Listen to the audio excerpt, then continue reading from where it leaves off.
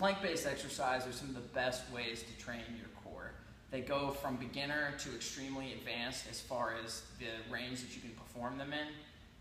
One of the most basic planks that you can do is just a floor plank right here.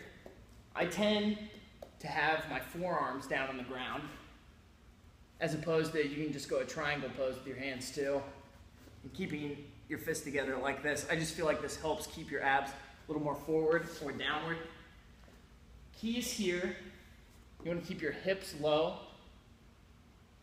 You're going to disengage your abs as soon as your butt comes up or it comes too far down. You don't want to put your low back in danger this way. So keep a flat back, and that's your standard plank right there. If the plank is too difficult on its own, take a chair or a couch or a bench. You can elevate the front end of your body, plank with your arms on that. That'll make the plank a lot easier. You can also do that with mountain climbers and other plank variations to make them easier. Another great plank variation is the hip dip plank, which engages your obliques at the sides of your abs as well. You just dip your hips back and forth, making sure to keep your back flat. Make sure your back isn't hurting during this exercise.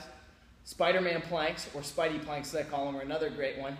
You're going to bring your knee up into the outside, touch your outside elbow, or get close and come back down. From the front, that'll look like this. Knee coming up to the outside, back down.